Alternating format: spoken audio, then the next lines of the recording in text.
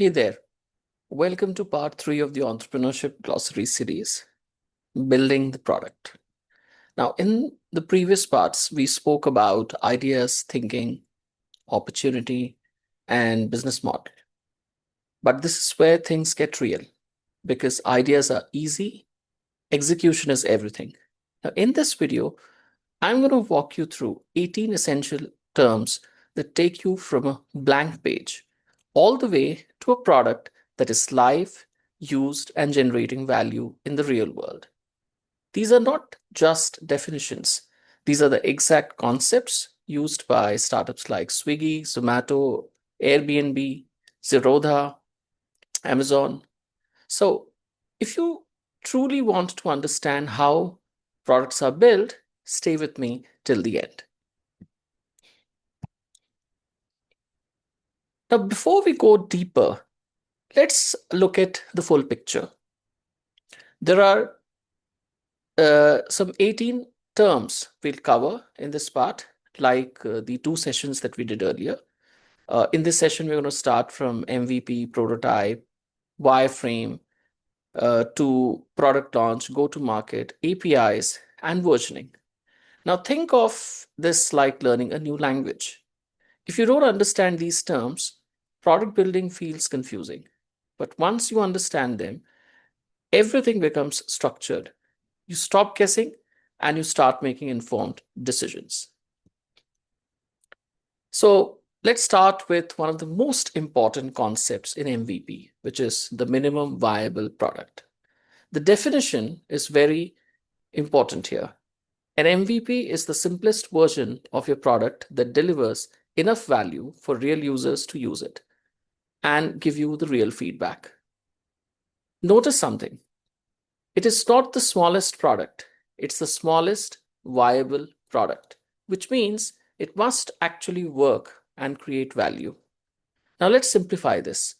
In plain English, you build only what is necessary to test and your most important assumption, and then you ship it.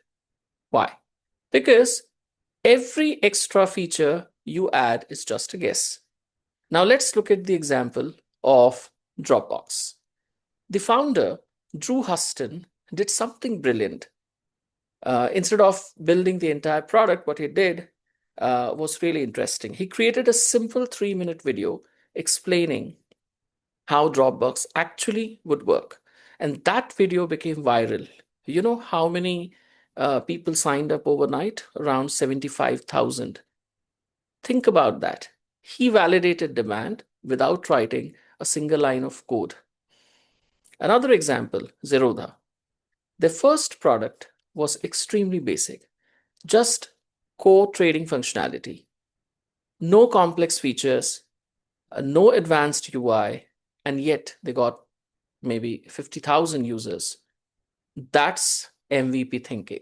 So remember this line clearly. An MVP is not about making something small, it's about learning something fast. Now let's understand prototype and wireframe. Two concepts that many people confuse. First, let's start with prototype. A prototype is an early model of your product. It can be rough, incomplete, even ugly. But that is perfectly fine because the goal is not perfection here. The goal is learning. So in simple terms, a prototype is a way of engaging. Maybe something like, that is what I mean. Okay, if people say that is what I mean, could be a prototype. So you build something quickly, show it to users, and observe their reactions. Let's take the other example, the Airbnb. When Brian Chesky, one of the co-founders, wanted to test the idea, he didn't build an app.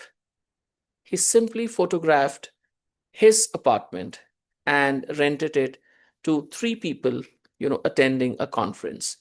That was the prototype. It answered one question, which people actually do this, right?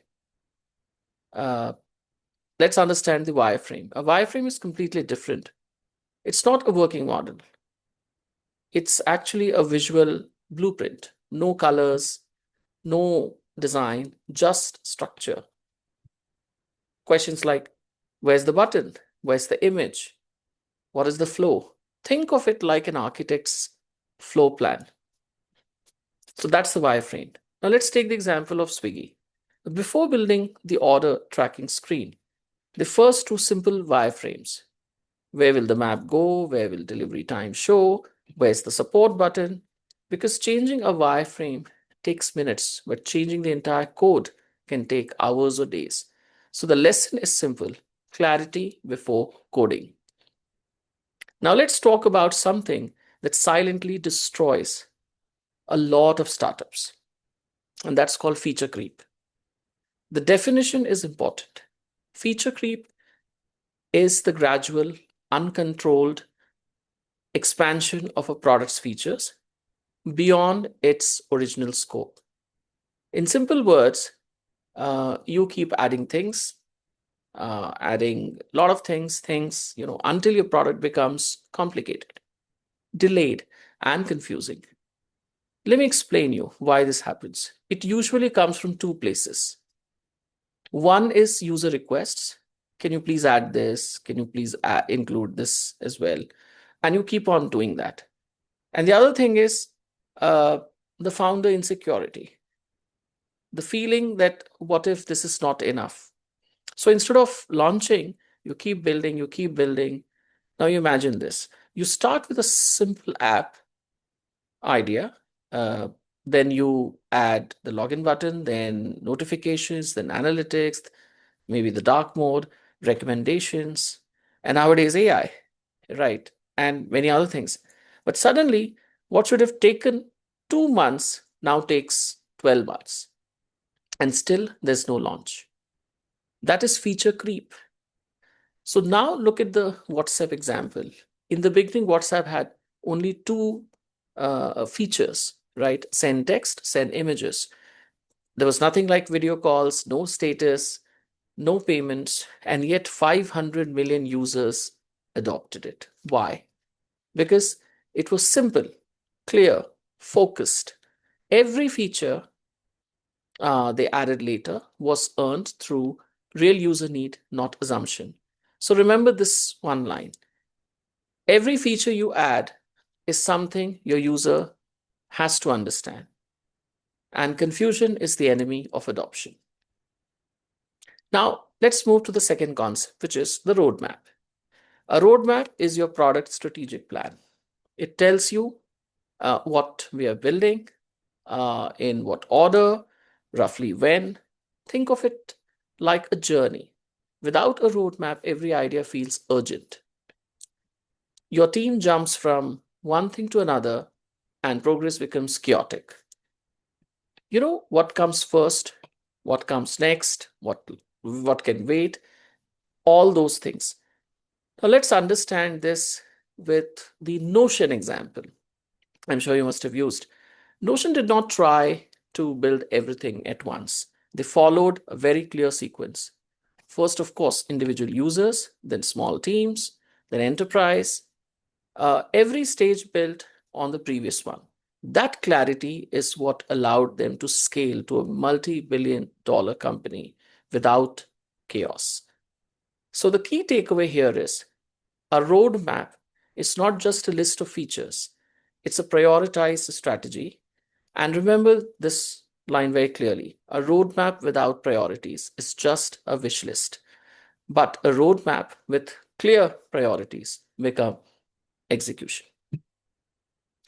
Now let's talk about one of the most powerful execution tools in modern startups. Um, the definition is simple but very powerful. Sprint, for example, if we talk about the sprints, right? A sprint is a short, fixed period of work, usually between 1 to 4 weeks. In a simple language, if you want, sprint is like a run, during which a team focuses on completing a clearly defined set of tasks. And most importantly, every sprint ends with something that actually works. It's not a plan, it's not a discussion, something actually real, piece by piece, that you actually do. Now let's simplify this. Think of sprint as a focused burst of execution. You decide in the next 2 weeks, this is what we will build. And then you do only that. No distraction, nothing else, no random additions, just focused progress. Now, why is this so important? Because without sprints, work becomes open ended. You keep building, but you never feel progress. There's no sense of completion. Sprints solve that. They create rhythm, they create accountability, and most importantly, they create momentum. Now, let's look at the example from the deck. Now, imagine building the Founders Lab dashboard that we're actually doing. Sprint one, we build login and student profile. Sprint two, we build course navigation and day one content. Sprint three, we build the submission system. Uh, each sprint delivers something usable. Each sprint generates feedback. And at no point we are waiting 6 months for a final product. This is the key shift that we have learned. So instead of asking, when will everything be done, we start asking, what can we ship in the next 2 weeks? That question alone changes everything. So let's understand the two most important frameworks in product building. And this is very common in software development that you might have studied or at least heard. It's called Agile and Lean. Now, both of these approaches were created to solve same problem: slow, rigid, over-planned development. That was a problem. And both focus on speed, learning, and real-world feedback. But their focus is slightly different. Let's start with Agile first. Agile is about rhythm and iteration. You build a small part, show it to users, collect feedback, and improve it. And repeat this cycle continuously, usually in sprints of, let's say, 1 to 2 weeks.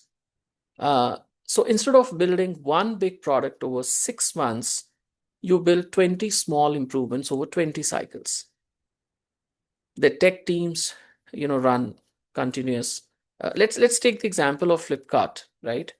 And you must have observed. So what usually happens is the tech team will run continuous sprints. One sprint will improve search speed, another will improve the checkout experience, another adds a payment method, and over a year, that's what they see, that 50 plus improvements.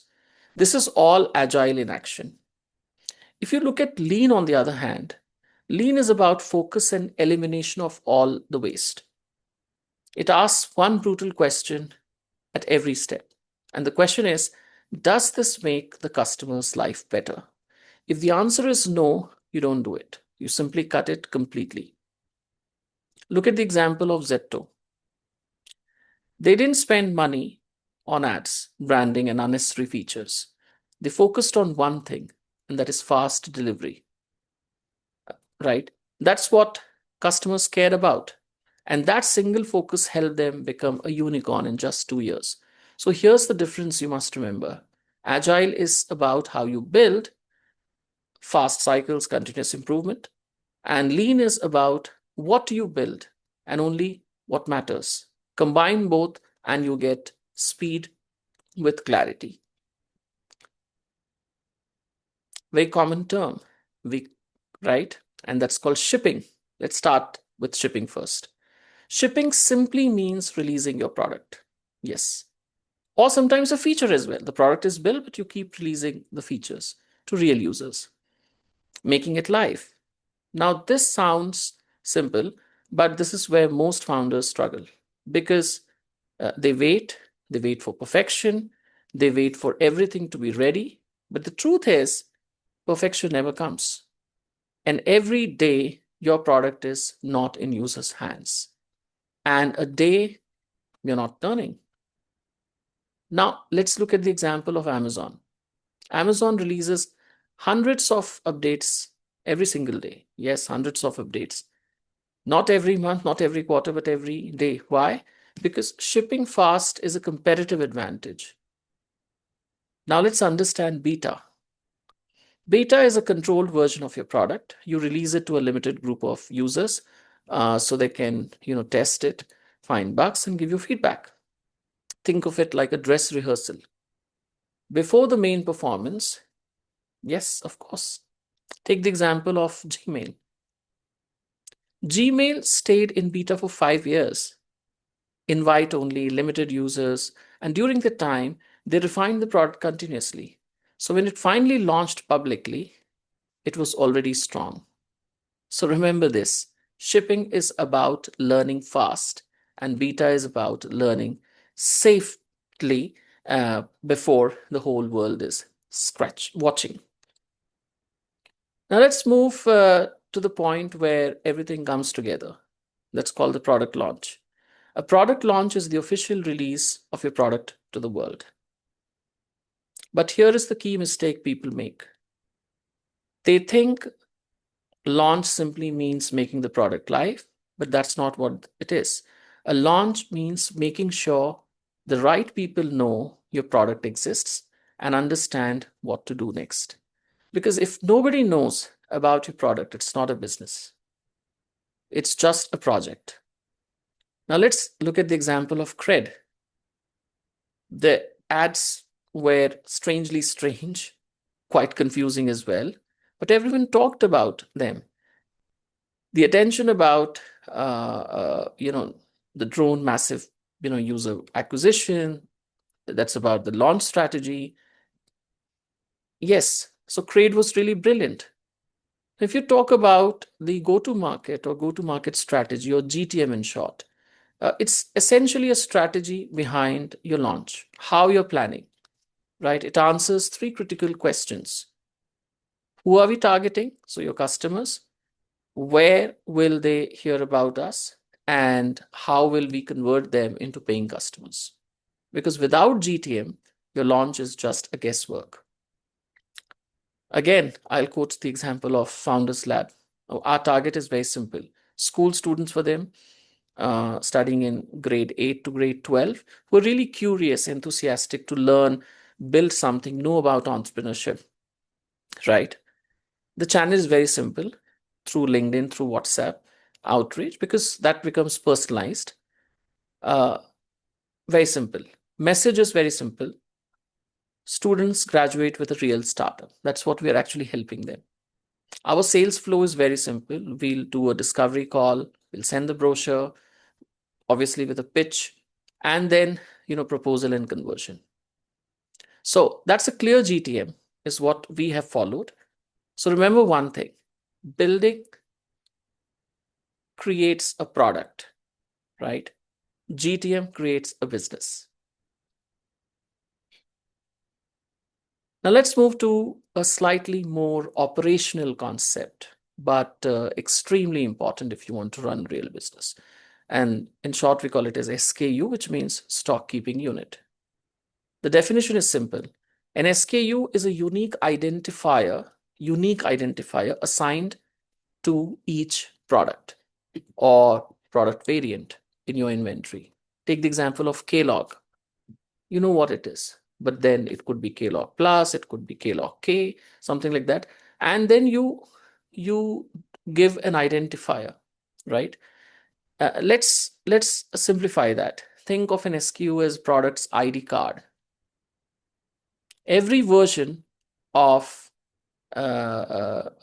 your product, whether it is size, color, pricing, plan, or bundle, gets its own identity.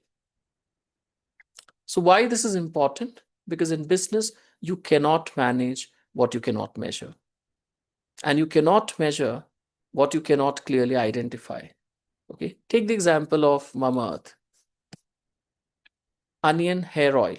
Okay, now the same hair oil can also be sold at 100 ml, 250 ml, 400 ml, right? Obviously, price will be different. Everything will be sold at different quantities. How will you come to know which has generated what revenue, which is the most profitable one? Think about it. So it will help you to take informed decisions. These are not just size of variations. Very simple. Okay, we have already discussed. In fact, these can be kept in different inventory form, different demand patterns. Take the example of the AI-Praxis. Founders Lab, individual, one SKU. We have a school batch, another. We have Venture Lab, which is for college, another. Each offering a clearly defined and therefore trackable. So remember this very clearly. If you don't define your SKUs properly, your business data becomes messy, and messy data leads to poor decisions. Now let's talk about something that sounds technical, but actually deeply strategic. It's the tech stack. Tech stack. It's a combination of tools, technologies, programming languages, frameworks, and systems. A lot of terms are there. Combination of tools, technologies, programming languages, frameworks, and systems used to build and run your product. That's called the tech stack. In simple words, it's your product's toolbox. So here's a key insight. Your tech stack is not just a technical decision. It's a business decision because it affects how fast you can build, how easily you can hire, how well your product scales, and how much it costs to maintain. Now look at the example of Zerodha. They chose a tech stack focused on speed and reliability because they handle real-time trading. That decision allows them to process a massive volume of trades daily. Now let's move to one of the biggest shifts in modern entrepreneurship, and that is no code. There's also called low code, but this assume no code. I mean, you literally don't code anything. So no code tools allow you to build websites, apps, automations, and products without writing traditional code. You simply use visual tools, drag and drop, and focus on logic design. And today this is completely, taken over by, you can say, AI, right? Just do something called vibe coding and things get done. Okay, so this is actually a massive shift. Earlier, building a product required years of coding language. Today, it can take just few hours and a YouTube tutorial. That's why. Yeah. So now look at the Founders Lab example. Students use Canva for design, Card for websites, Razorpay for payments, Gamma for pitch decks if they want, ChatGPT for content, or any other tool if they want. And within days, they have a working startup. So remember this, no code does not mean no thinking. It means all your thinking goes into product and not exactly figuring out what the syntax is. Now let's break down two terms that sound complex. But these are actually very simple when you understand them properly. The first one is the API, and it's very important. Application Programming Interface. And the definition says it's a system that allows two software applications to communicate with each other. Like we require language, we require some medium, we require protocols, right? API is that. Okay, system that allows two software, and two software applications could be totally different. How do you connect? How can they have seamless communication? Right, that's called API. Now let's make this very simple. Think of an API as a waiter in a restaurant. You are the customer, you place an order, the waiter takes your request to the kitchen, brings back the food, and gives it to you. You never see how the kitchen works. That's exactly how API work. Your app makes a request, the API connects to another system and brings back the result. Now look at the Swiggy example. When you place an order or pay using UPI, Swiggy talks to API, right? And the API, or let's say here in this case, let's use Razorpay. Razorpay talks to your bank's API, and everything happens seamlessly. Swiggy didn't build the entire infrastructure. They used APIs. There's another term that we use called SLA, and you should be able to write SLA, service level agreement. This is all about trust, but in a very measurable way. An SLA is a formal promise that defines uptime, performance, and response time. Uptime, performance, and response time. And what happens if those promises are not met? For example, AWS may promise, 99.9% uptime. That means your service will almost never go down. There are certain glitches, but yeah, it will never. And if it does, there are consequences like credits or refunds, something like that. So remember this, an API gives you power without building. An SLA gives your customer confidence without doubt. Now, let's talk about how products evolve over time. You must have seen version 1.0, 2.0, 2.1, something like that, and releases, right? Buy a mobile phone and there's a release, and there's a release of a software version. So a version is simply a specific stage of your product. Okay, and that's how we write V1.2, V2.2, and likewise. Each version represents improvement. Let's simplify this. Think of your product like a growing child. Imagine your baby. Those of you have babies here, let's say. So V1.0 or 1.0 is the baby. 2.0 learns to walk. 10.0 becomes mature and powerful. Now look at the typical journey. Okay. Version 0.1, internal prototype. 0.9, beta version. Okay. The first public release is version 1.2. Then updates, fixes, improvements, 1.1, 1.5, and then you change massively, you make it version 2.0, likewise. So this is how real products grow. Let's look at WhatsApp. It started with simple messaging. Today it has calls, payments, status, many more things.